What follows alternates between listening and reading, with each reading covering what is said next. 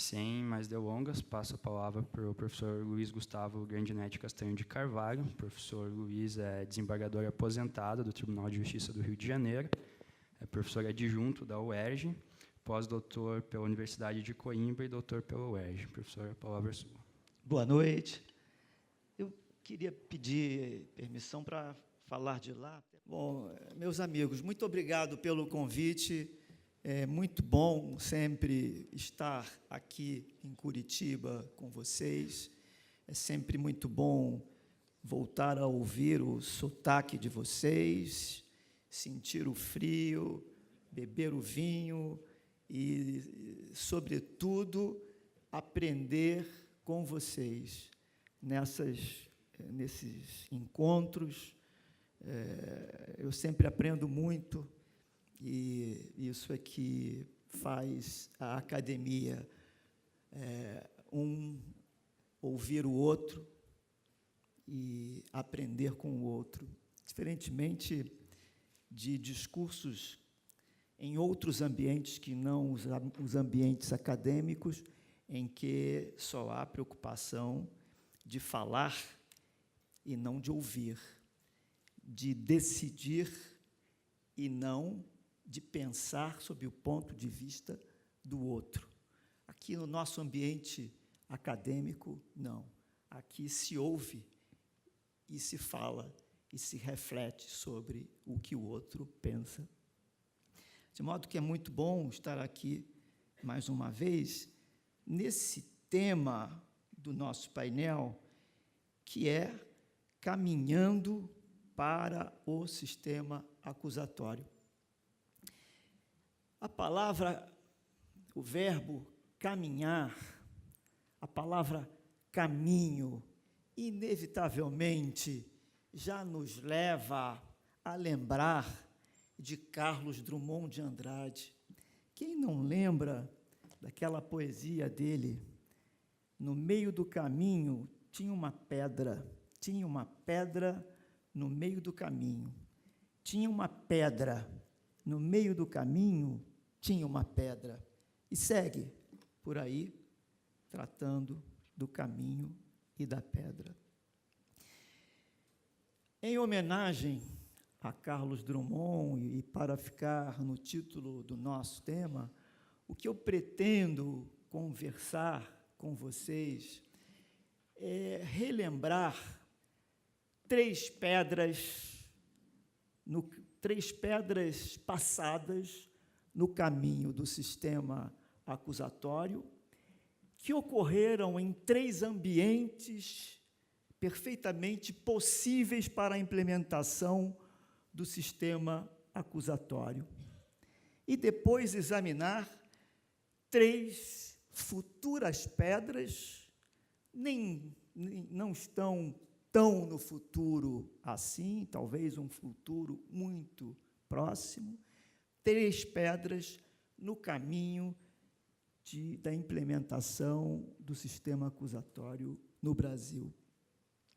Então, vamos, primeiramente, às três pedras do passado. Atribui-se a origem de um modelo acusatório à Roma republicana, especialmente nos dois últimos séculos, século II e século I a.C. Mas mesmo nesse ambiente favorável a um modelo acusatório, houve pelo menos dois graves incidentes em que se suprimiu o modelo acusatório. Isso ocorreu em 178 a.C., no consulado de Brutus, e em 63 a.C., no consulado de Cícero. Neste último episódio, 5 pessoas foram mortas sem o devido processo legal, sem processo. De modo que, mesmo nesse ambiente em que florescia o modelo acusatório, havia pedras no caminho do sistema ou do modelo acusatório romano, berço do sistema acusatório do mundo inteiro. A segunda pedra também ocorreu num outro ambiente amplamente favorável ao sistema acusatório. Ocorreu na Inglaterra, em que a defesa técnica só foi admitida a partir de 1730, e mesmo assim apenas na função de assessoramento do réu, porque a defesa incumbia ao próprio réu, ainda que o réu estivesse inteiramente debilitado pelas condições desumanas no cárcere. De modo que aqui também, nesse ambiente favorável ao modelo acusatório, houve pedras no caminho. E a terceira pedra, também num ambiente altamente favorável, ocorreu na França da Revolução de 1789, que pretendeu elevar princípios políticos e processuais de modo absolutamente pioneiro, e a Revolução esbarrou em convulsões sociais e políticas, mais duas revoluções, contra-revoluções, constituições de 2 em 2 anos, inúmeras convulsões, e aquele modelo que se pensava, aquele modelo que os iluministas pretendiam impor naquela França, acabou sendo inteiramente solapado pela Constituição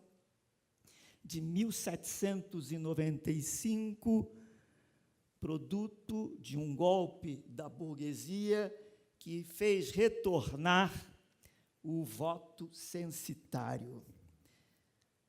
E todo esse movimento que ocorreu na França, em torno desses princípios democráticos e de um processo democrático, acabou inteiramente solapado pela era dos códigos de Napoleão e pelo Código Francês de Napoleão, que adotava um princípio inquisitivo na fase de investigação e, na fase subsequente, ainda assim, a gestão da prova pelo magistrado, num modelo que objetivava atingir a verdade real e acolhendo o princípio do prejuízo das nulidades, tema da dissertação de mestrado do Léo, aquela dissertação em que eu fiz as piores perguntas para ele. Mas ele não percebeu que eu fiz as perguntas que eu não sabia responder, e ele ficou achando que eu queria dificultar o exame dele. Na verdade, eu queria aprender com ele, por isso fiz as perguntas que eu não sabia responder. E aprendi com ele que esse princípio do prejuízo vem do Código Civil francês e hoje talvez seja um dos princípios mais utilizados pelo nosso Supremo Tribunal Federal. Pois bem, vejam que em 3 ambientes favoráveis ao sistema acusatório, ele ou não floresceu, ou floresceu muito lentamente, ou floresceu com períodos de interrupção, devido a problemas de ordem política que impunham um regime de exceção. Portanto, esse é o quadro que se afigura, que se projeta para frente, se viermos a adotar um modelo acusatório, sobretudo num Brasil que pensa inquisitorialmente, que rema contra a corrente e insiste em manter, consciente e inconscientemente, um modelo inquisitorial. Mas vamos, então, pensar em quais seriam essas 3 pedras no caminho da implementação de um sistema acusatório. A primeira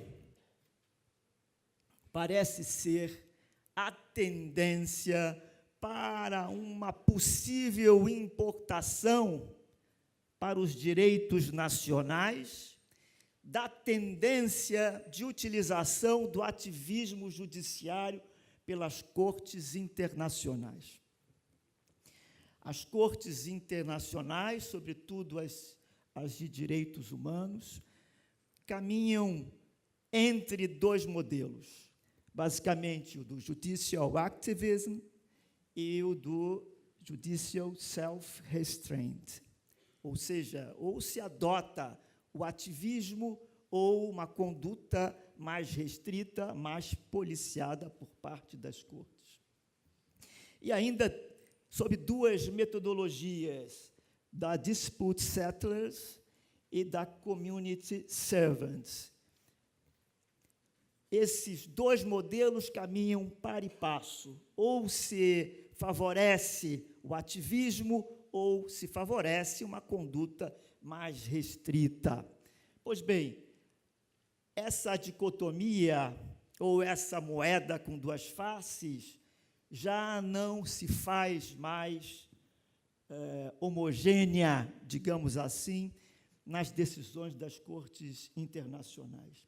Hoje, os estudiosos de direito internacional já apontam para a prevalência do ativismo judicial e da metodologia da community servants, ou seja, do judiciário como servidor da comunidade. Isso se justifica, no âmbito do direito internacional, pela própria natureza das normas de direito internacional, pela própria incompletude da legislação internacional, que favorece uma atuação criativa das cortes internacionais. Essa é a fundamentação.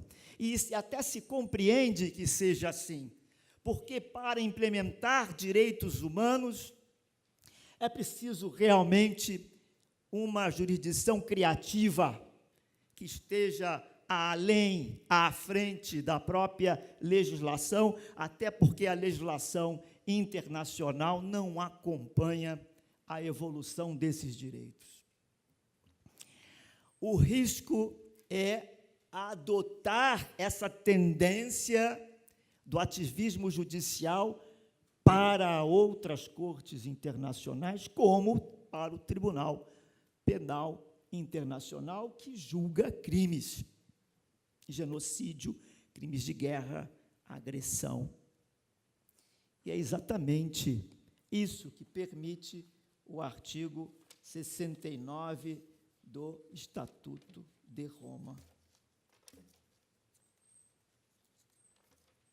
Diz lá o artigo 69, o tribunal estará facultado a solicitar todas as provas que considere necessárias para determinar a verdade dos fatos.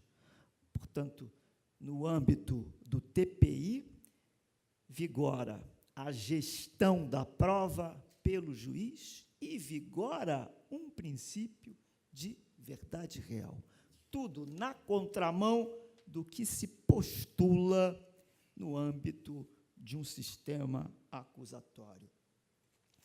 E o resultado disso pode ser exemplificado pela decisão da Corte, no caso da Iugoslávia, em que a Corte afirmou com todas as letras que os fatos que originaram este processo continuam a acontecer em outras partes do mundo, o que impõe uma decisão razoável e uma interpretação intencional, ou seja, o fato em julgamento ocorrera na Iugoslávia, e a Corte tomou aquele fato como o início de um regramento, de uma decisão para outros fatos ocorridos em outras regiões inteiramente fora da discussão daquele processo.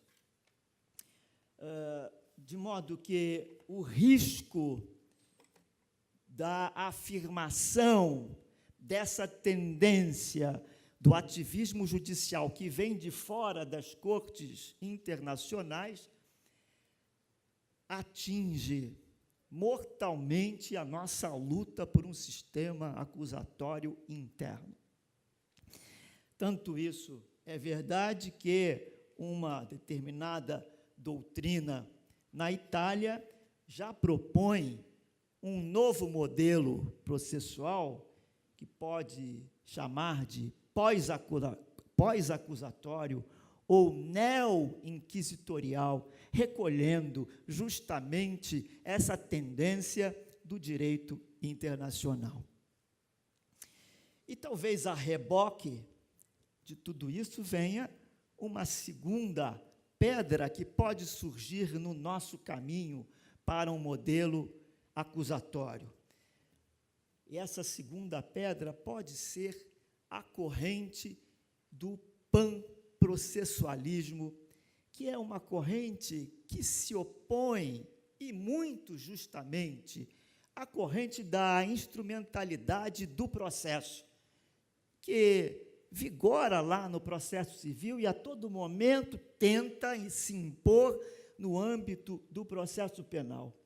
O panprocessualismo parte da indefectibilidade do processo penal, ou seja, se o processo penal é indefectível, é indispensável, ele não pode ser um mero instrumento do direito penal. Ele tem a sua importância. Até aí, até esse ponto, não há crítica alguma. O problema é que, numa concepção exagerada de panprocessualismo, no sentido de que o processo pode tudo ou pode mais que o direito material, corre-se o risco de se consagrar a prática de atos negociais processuais, coisa que a doutrina tradicional já rejeita há muito tempo, por todos, veja-se, Leone e Conso.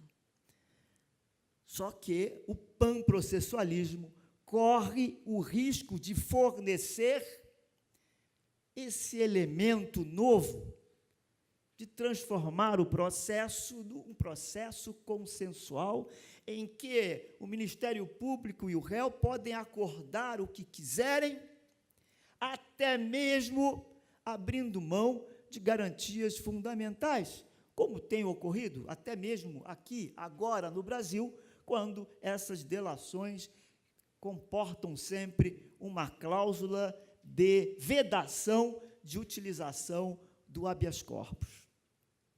De modo que esse panprocessualismo, com essa tendência de introjetar no processo atos negociais, sem qualquer limitação, é também uma pedra no caminho do sistema acusatório. Vejam que a corrente da instrumentalidade se considerava servo do direito material. E agora alguns autores dizem que de servo o direito processual passou a ser o sócio tirano, porque com um ato negocial é possível derrubar muitos artigos do Código Penal e da Constituição da República, sem contar com outros tantos do Código de Processo Penal. E ainda a terceira pedra no caminho, e também consequência da segunda pedra que eu mencionei, é talvez aceitar acriticamente que o sistema acusatório comporte ou tenha dado origem a tais atos negociais. Ou, formulando de outra maneira, que os atos negociais processuais são íncitos ao sistema acusatório. pode-se dizer, pode-se admitir que talvez um dos antecedentes, talvez o antecedente mais remoto de transações consensuais no âmbito do direito público tenha sido o Instituto Romano da Translatio, pela qual o réu confessava, isso em pleno sistema acusatório romano, o réu confessava para ter uma pena mais branda. É bem certo também que na Inglaterra surgiram figuras similares a uma transação, como, por exemplo, o approvement, em que a delação do réu, a delação de corréus, poderia até isentar de pena o réu. E há registros também de outros atos semelhantes, parecidos. Há registros históricos de atos negociais na Inglaterra em 1485, em 1580 e em 1625.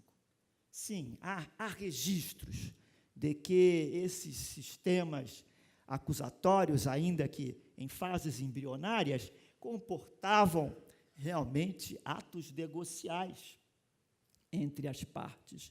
Mas daí a admitir acriticamente que o sistema acusatório contém inafastavelmente a possibilidade de atos negociais entre as partes, vai uma distância muito grande. Talvez fosse o caso de sustentar, como já se faz, sustentar que esses atos compõem um instituto híbrido que não seja nem inerente ao sistema inquisitivo e nem inerente ao sistema acusatório.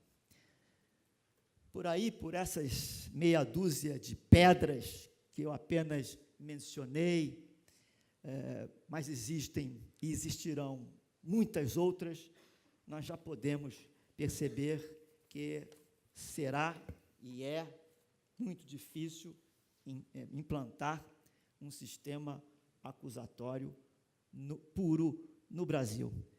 De qualquer modo, nós não podemos nos deter diante dessas pedras e de outras tantas que surjam no nosso caminho. Vamos todos tirar os sapatos, calçar chuteiras e chutar essas pedras todas. Muito obrigado.